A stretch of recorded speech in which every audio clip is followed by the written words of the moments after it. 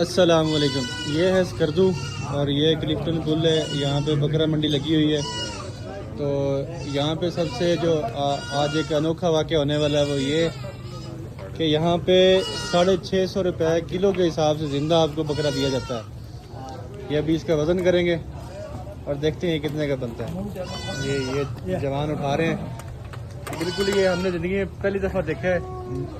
ये जनाब 55 kg। ये 45 जी जी जी, एक 45 kg।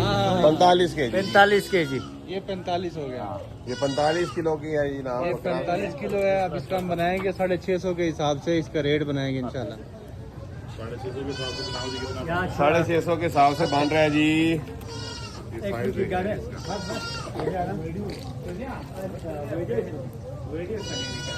क्या जबरदस्त 45 जरा ये बकरा देखें और इसका मुझे बताएं कि पंजाब में 29,250 कितना रेट